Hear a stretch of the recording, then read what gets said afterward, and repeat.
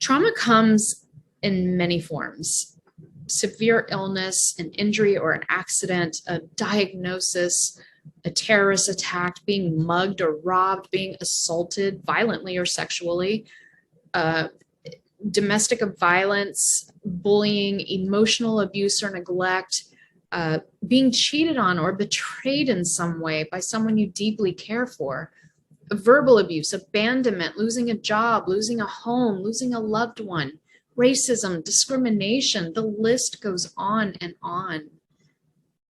And as another social species of animal, the same could be said for trauma in our dogs. Anything that leaves us feeling betrayed, violated, abandoned, unsafe is traumatic. It's trauma. And this absolutely impacts humans.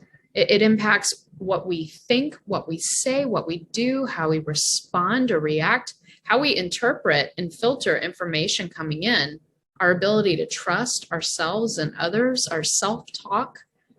Trauma forms our filters and also impacts us in other ways, in embedding itself deep within us, taking up space in the body, renting space in our heads, getting stored in the body, creating inflammation. The great majority of the inflammation that a lot of folks experience is caused by trauma-based inflammatory thoughts, inflammatory beliefs, inflammatory words, the emotions, the negative emotions that get stored and unprocessed.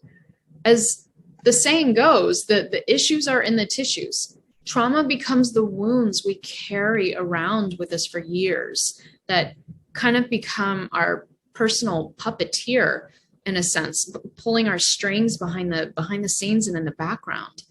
And it does this ever so quietly.